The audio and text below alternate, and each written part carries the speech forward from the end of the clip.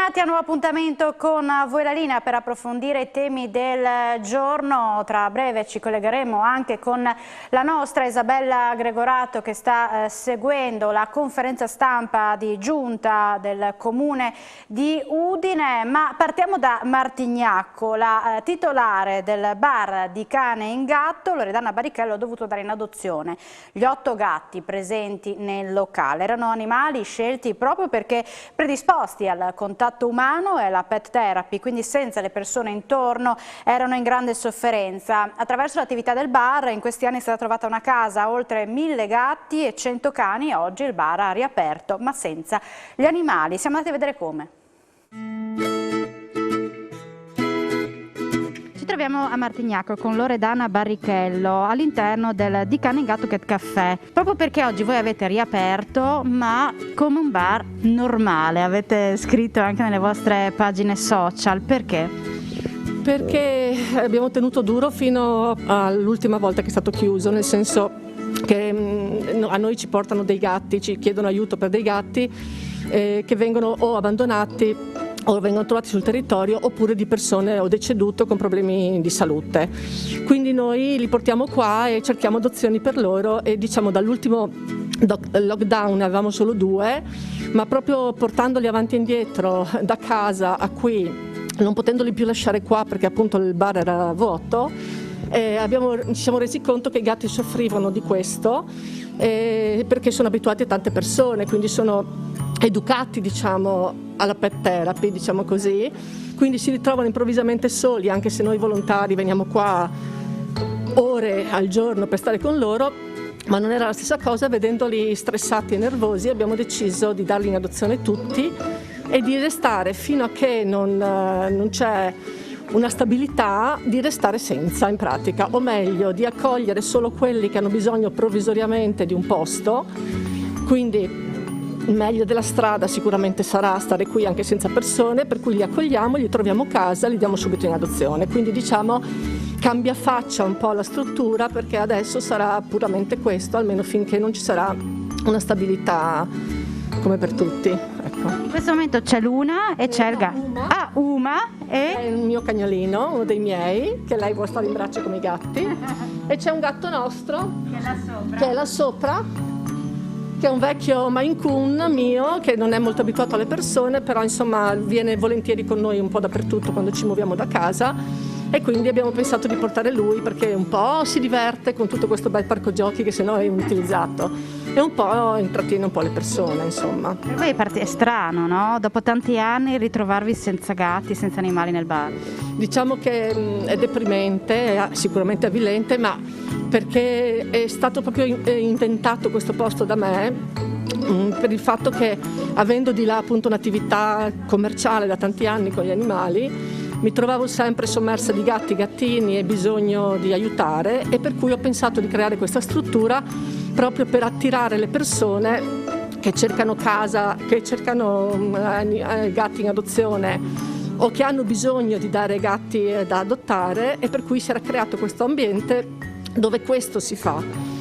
Adesso è più in emergenza perché con questo discorso del Covid, tra l'altro, abbiamo avuto tante richieste di aiuto specialmente cani, diciamo la verità, anche gatti, ma specialmente cani, che hanno proprio bisogno anche di essere portati fuori durante il periodo della malattia del padrone, e che poi, se specialmente con persone anziane le cose finiscono in maniera drammatica, si trovano senza una casa. Per cui diciamo che noi qui abbiamo l'associazione Zampa su Zampa che si occupa di tutto, di cui io sono il presidente, e aiutiamo. Proprio quest'anno è stato molto impegnativo per tutto questo, anche perché siamo alla continua ricerca di volontari che possano proprio occuparsi degli animali, delle persone ammalate nel periodo in cui sono malate.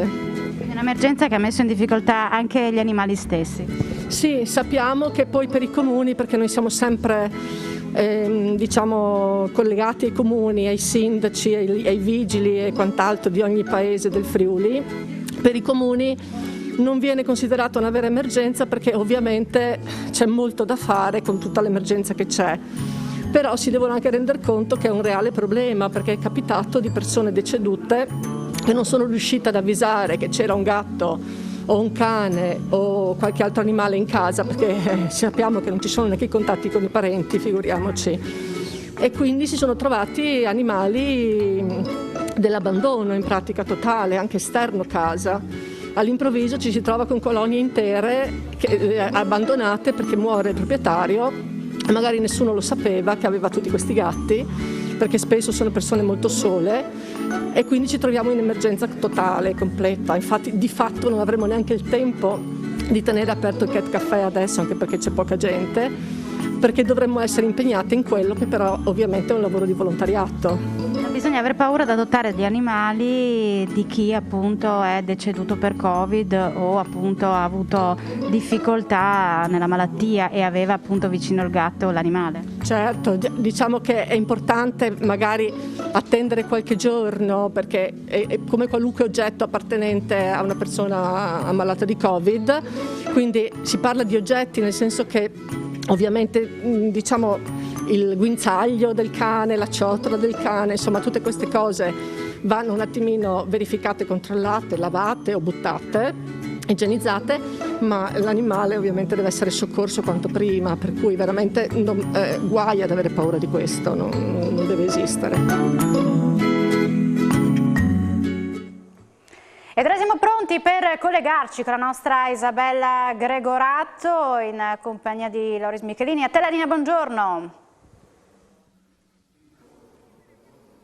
Buongiorno Alexis e buongiorno ai nostri amici telespettatori. Mi trovo qui a Palazzo Daronco, dove si sta svolgendo la conferenza stampa alla fine della giunta, alla fine della riunione di giunta. Con me appunto vice sindaco Loris Michelini. Oggi si è parlato soprattutto di telecamere. Il Comune di Udine punta a installare sul territorio comunale ben 65 telecamere per un importo complessivo di 700.000 euro. E queste telecamere saranno particolari perché Udine punta a essere fra le città più controllate, più sicure d'Italia. In che modo? Allora, intanto questo è un progetto definitivo esecutivo, quindi i lavori, le gare inizieranno prossimamente, quindi noi entro l'anno dobbiamo installare non solo i nuovi pali, non solo le nuove telecamere, ma tutto quello che è la console interna, quindi gli apparati tecnici, è lì il grosso costo. Perché questo? Perché non potevamo incrementare con nuove telecamere se non rifacevamo tutto l'impianto interno, che presuppone una console talmente importante all'avanguardia che potranno accedervi tutte le forze dell'ordine dell'intera regione, diciamo, no?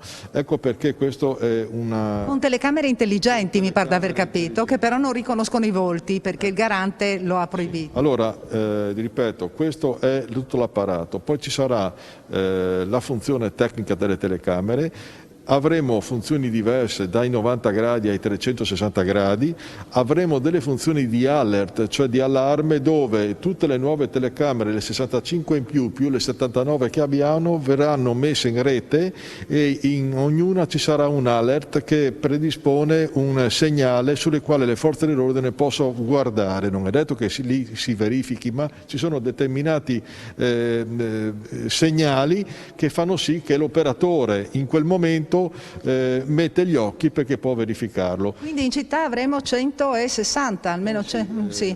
Sì. Anche perché abbiamo predisposto anche quello che sarà il prossimo anno e il prossimo anno ancora, quindi noi andremo a incrementare ovviamente sempre spostandoci verso le prime periferie. Qui ci saranno le aree verdi, le scuole, il quartiere delle Magnolie con tutto quello che concerne e soprattutto le vie, gli incroci, perché non saranno solo i controlli sui reati o qualcosa del genere, ma anche sulla velocità, da un certo punto di vista il controllo sul reale utilizzo dell'autovettura. In più c'è da dire che ci è stato negato in questo momento il riconoscimento facciale. Ecco perché è arrivata appunto una lettera dal garante. No, il Ministero non l'accetta, invece noi l'abbiamo predisposto, non lo possiamo usare, dal momento che ci verrà dato l'ok noi siamo già pronti per poterlo utilizzare. E quei lavori quando cominceranno? Allora, adesso dovremmo fare la gara per indire la gara, diciamo, per individuare la ditta che ha il compito di fare, quindi vanno via 2 o 3 mesi. Dopo inizieranno i lavori e io credo che 6 mesi dovremmo aver concluso. Quindi nel 2022 Udine sarà la città super controllata? Io spero entro la fine del 2021.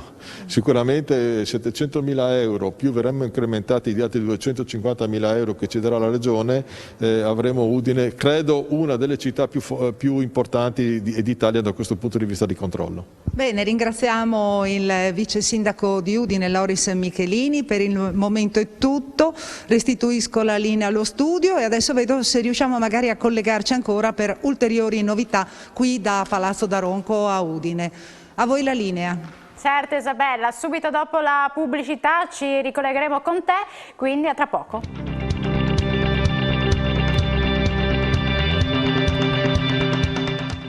Bentornati a voi la linea. Nonna Olga mercoledì 3 febbraio, quindi domani, festeggerà il suo 106esimo compleanno, lontano da parenti e affetti, ma coccolata da tutto lo staff della casa di riposo che l'accoglie. Ma come ha fatto ad arrivare a questa età? Scopriamolo insieme.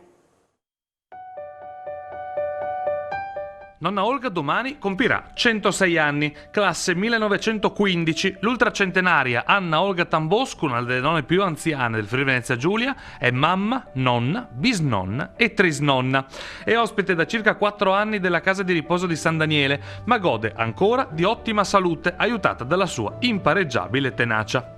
Prima figlia femmina di 8 fratelli, Olga è nata a Monteprate di Forgaria, dove poi ha trascorso quasi tutta la sua vita assieme al marito Giuseppe e i loro 5 figli. Ha superato con alcune difficoltà le 2 guerre mondiali, l'influenza spagnola, l'epidemia del tifo e ha saputo affrontare con grande spirito la dura vita di montagna.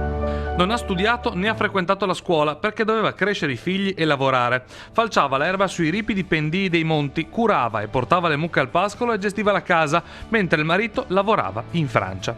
A leggere e a scrivere glielo ha poi insegnato il marito, come ci racconta lei stessa in questo video. Stato scuola un'ora. Ah no tu? Ah Dio. Ah no?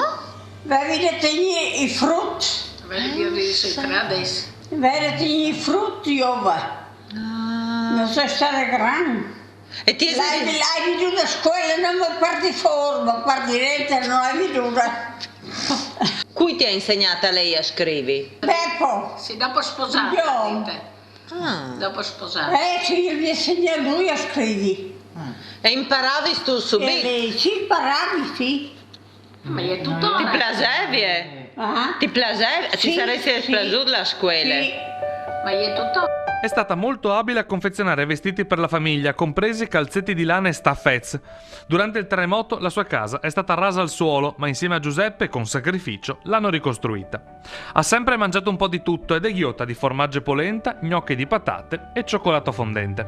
Nonna Olga, assidua spettatrice della trasmissione Lo Scrigno, ha sempre amato scoprire nuovi posti. Nel 1976 è andata in Canada con un viaggio organizzato da Telefriuli per i terremotati. Poi a Milano, dove si recava ogni anno per trascorrere qualche mese dalla figlia Alcea. Ama la briscola, la musica e cantare. Ora che sta affrontando le difficoltà imposte dalla pandemia, ha effettuato la prima dose di vaccino ed è in attesa della seconda, pronta ad affrontare gli anni a venire, sempre con allegria e positività.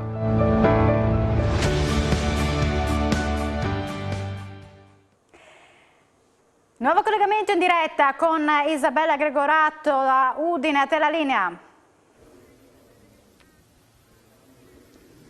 Grazie Alexis. Accanto a me ci sono l'assessore alla sicurezza Alessandro Ciani e l'assessore all'urbanistica Giulia Manzan. Ci sono delle precisazioni che l'assessore Ciani vuole fare proprio per quanto riguarda le telecamere. Ecco, telecamere è stato scelto in modo particolare, cioè di porre delle telecamere per dare un maggiore controllo nella zona delle Magnolie. Sì, il quartiere delle Magnolie è un quartiere a cui questa amministrazione tiene particolarmente, un quartiere abbandonato da 10 o 15 anni a questa parte da chi ci ha preceduto. Noi abbiamo deciso di destinare una parte consistente di quest'opera di ampliamento del sistema di videosorveglianza da 700.000 euro proprio a questo quartiere. Penso in particolare alle vie Roma, via Leopardi, via Benedetto Croce, via Aquileia, via Le Ungheria, e quindi un'opera di sicurezza reale e percepita molto molto importante, perché questi cittadini hanno lo stesso diritto di vivere sicuri e di sentirsi sicuri come tutti gli altri, e quindi abbiamo dovuto sopperire alle tante mancanze che negli anni precedenti sono state fatte. Ecco, e poi voleva fare questa precisazione per quanto riguarda le osservazioni del garante. Ecco, già l'assessore, il vice sindaco mi ha detto che siete comunque pronti, no, per quanto riguarda il riconoscimento facciale. Sì, questa è una follia italiana per cui c'è un burocrate, un garante che si permette di sindacare le scelte di chi invece è eletto, e quindi ci ha detto che per una questione di privacy non si può utilizzare il riconoscimento facciale, dicendo che quindi il diritto alla privacy è più importante del diritto alla sicurezza. Per noi non è assolutamente così, perché chi si comporta correttamente nel rispetto della legge e della legalità non deve avere nulla da temere nel farsi registrare. Tuttavia auspichiamo che il garante cambi idea, e quindi nel momento in cui cambierà questo orientamento noi siamo pronti con un click a attivare anche la funzione del riconoscimento facciale. Ecco, un'ultima cosa prima di parlare con l'assessore Giulia Manzan. Questo pomeriggio ci sarà un aggiornamento per quanto riguarda gli arrivi, gli ingressi a scuola. Lei ha già qualche indicazione che cosa andrà a dire praticamente questo pomeriggio? Così ci dà qualche anticipazione? Ma devo dire che siamo molto soddisfatti di come abbiamo lavorato e di come si stanno comportando i ragazzi. Anche oggi ho notizie che la situazione è assolutamente sotto controllo. Ci sono alcune situazioni da correggere, da migliorare come sempre. In particolare io chiederò che vengano aumentati i controlli anche da parte dei volontari, non serve proprio dalle forze dell'ordine al terminal studenti dove c'è un bar, c'è il McDonald's, e quindi naturalmente i ragazzi rischiano di assembrarsi maggiormente. Però ecco, siamo ovviamente nel complesso molto soddisfatti, vedremo anche la prefettura e la questura cosa ci dirà. Ecco, invece con l'assessore Giulia Manzan parliamo del recupero di un'area storica dal punto di vista, no, delle industrie, delle attività produttive caratteristiche appunto della nostra città. Parliamo dell'area ex Bertoli. Avete individuato interventi, la valorizzazione, che cosa si può fare? Allora, ex Acciaierie Bertoli, noi con la delibera di oggi andiamo a sancire quali sono le linee guida per poter poi dare mandato ai tecnici di redare la istanza di variante al piano regolatore, quindi di procedere con l'attività tecnica. Di questa situazione se ne è discusso per tutto l'arco del 2020, lo scorso anno, perché di base c'era da concordare e anche da far sintesi con le categorie economiche, con tutte le associazioni ambientaliste che abbiamo visto, insomma tutto il tessuto della città di Udine interessata da questa spezzone del territorio dismesso e da riqualificare per quanto riguarda i metri quadri di area commerciale. Io devo dire che la delibera di oggi è appunto un punto di arrivo per quanto riguarda la sintesi che si è fatta in tutto quest'anno con i nostri consiglieri, con la Giunta, e anche un punto di partenza appunto per poter procedere con l'attività tecnica da parte del mio servizio urbanistica. Darà un nuovo volto a chi entra da Udine Nord, lascerà alle nuove generazioni qualcosa in eredità di interessante e soprattutto andiamo a riqualificare un'area. Quindi è un intervento coraggioso perché abbiamo ereditato un problema pluriannoso da più di 20 anni che quest'area è così in questa situazione. Pertanto oggi sono state sancite le prescrizioni di carattere generale. Quindi che cosa si potrà fare in quest'area? Che cosa prevedete? Quindi sicuramente il parco da 60.000 metri quadrati, sicuramente il nodo politico che più si è dibattuto negli ultimi tempi era l'area commerciale, quindi 3.900 metri quadrati, sicuramente la sistemazione viaria e la rotatoria fra via Molin Nuovo e via delle Fusine e tutte le alberature che andranno poi ad abbellire parcheggi e tutte le sedi, gli edifici che verranno realizzati.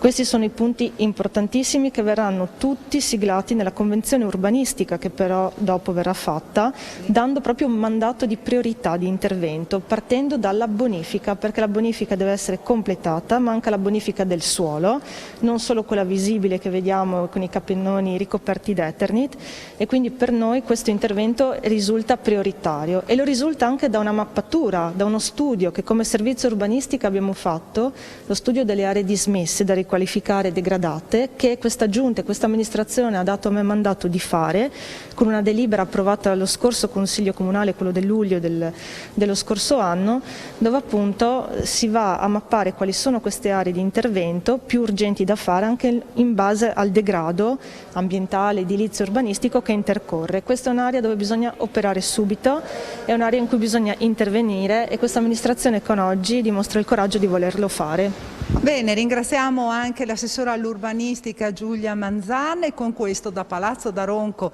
è tutto. Ringrazio Tommaso per le riprese, ringrazio Alexis che si trova in studio e le ridò la linea. Un saluto ai nostri amici telespettatori. Grazie a te Isabella per questo collegamento in diretta da Udine. Qual è l'impatto del vaccino anti-Covid sulla pandemia e qual è la situazione nel Friuli occidentale? Lo abbiamo chiesto al responsabile di malattie infettive dell'ASFO, Massimo Crappis. Ascoltiamolo. Massimo Crappis, responsabile di malattie infettive di ASFO, azienda sanitaria del Friuli occidentale. Lei ieri si è fatta la prima dose del vaccino, l'ha fatta in ritardo perché comunque è stato contagiato dal Covid. Quanto aiuta il vaccino, almeno nell'ambiente sanitario, a tenere a freno il Covid? La prima dose l'ho fatta ieri proprio perché appunto avendo avuto il Covid nella prima fase si è deciso come regione giustamente di lasciare il posto a chi ancora il Covid non l'avesse avuto. Passato però un mese dall'inizio della vaccinazione molti sanitari per fortuna hanno aderito alla vaccinazione e quindi la Pfizer ha diciamo assicurato l'invio di nuove dosi e adesso arriva anche il Moderna, quindi diciamo che in termini di dosi ci sono di vaccino e quindi è stato deciso di liberalizzare, diciamo così, la vaccinazione anche a chi ha avuto l'infezione come me e quindi appena ho avuto la possibilità mi sono vaccinato. In questo momento non possiamo ancora dire se abbiamo ottenuto questa cosa, perché diciamo questo obiettivo, perché ricordiamo che la immunizzazione del vaccino parte da una settimana dopo la seconda dose. A questo punto quindi noi dobbiamo pensare che la vaccinazione è partita i primi giorni di gennaio e quindi adesso si stanno compiendo le seconde dosi, quindi ancora noi non abbiamo la possibilità di dire se c'è stato nella realtà in questo, nella nostra situazione un beneficio. Ci attendiamo che il beneficio lo avremo da questi giorni in poi. A proposito di pandemia, com'è la situazione in Friuli occidentale sia dal punto di vista della pressione sulle strutture sanitarie sia da quello dei contagi? Purtroppo la situazione è ancora di una pressione importante, meno per fortuna che degli ultimi 15 giorni, c'è un trend in calo, un calo però molto lento. Consideriamo che siamo arrivati ad una puntata massima di 200-210 pazienti ricoverati in ASFO per Covid, adesso siamo sui 160, quindi diciamo che lo vediamo come un miglioramento, ma consideriamo anche che siamo comunque a molto più di quella che sarebbe la capacità recettiva dell'ASFO, quindi in questo momento la pressione è ancora alta ed ecco che quindi l'invito che noi costantemente facciamo è quello di comportarsi con un grande senso di responsabilità da parte di tutti i cittadini. Passiamo a un altro virus, a quello dell'influenza o una famiglia di virus. Le vaccinazioni e l'uso della mascherina hanno aiutato a non avere tanti casi come negli anni passati. Perché l'influenza sì e il Covid no? Diciamo che intanto al momento ci sono delle notizie positive, in questo momento non ci sono particolari casi di influenza, in particolare noi ne abbiamo rilevato uno solo 2 settimane fa, di un paziente peraltro che proveniva dall'ospedale di Udine, ma che io sappia anche in regione non ci sono particolari casi di influenza. Questo non vuol dire, non ci può far cantare vittoria per la fine, diciamo così, della stagione, perché non è ancora finita la stagione invernale e quindi potrebbe anche anche solamente essere ritardata, però diciamo che siamo fortemente positivi e ottimisti che quest'anno non ci sarà sicuramente lo stesso picco, diciamo così, influenzale, potrebbe addirittura non esserci in assoluto. Questo sicuramente lo dobbiamo per due motivi. Uno, il fatto che comunque la vaccinazione antinfluenzale quest'anno è stata, diciamo, c'è stata un'adesione molto più alta rispetto agli anni scorsi. In più, tutte le norme che noi continuiamo a predicare, la cosiddetta triade magica, la mascherina, il lavaggio delle mani e il distanziamento, sono delle forme di protezione anche dal virus influenzali e anche da tutti gli altri virus respiratori. Perché ancora c'è il Covid? Perché purtroppo avendo una popolazione vergine, come si suol dire, cioè che non ha incontrato il Covid se non in piccola misura, purtroppo i casi, diciamo, ancora si propagano e una certa propagazione c'è. In più probabilmente c'è anche una competizione, tra virgolette, tra virus, e quindi il virus del Covid probabilmente la fa da padrone rispetto agli altri, però diciamo che comunque a livello complessivo le norme stanno riducendo la circolazione dei virus respiratori. Negli anni scorsi l'adesione di chi lavora nel settore sanitario alla vaccino antinfluenzale non era mai stato alto. Quest'anno le cose sono cambiate. Ma purtroppo è stato sempre il nostro tallone d'Achille quello dell'adesione alla vaccinazione da parte del personale sanitario di tutti i settori, ma diciamo che del settore infermieristico e degli operatori sanitari in maggior misura. Quest'anno invece il ricorso, diciamo l'adesione alla vaccinazione antinfluenzale è stata discreta, sicuramente migliore rispetto agli anni scorsi, ma l'adesione alla vaccinazione anti-Covid, nonostante ancora non abbiamo i dati diciamo complessivi, però sicuramente è un'adesione molto buona. Siamo in chiusura, vi ringraziamo per l'attenzione, l'informazione ritornerà in diretta alle 16:30, buona giornata.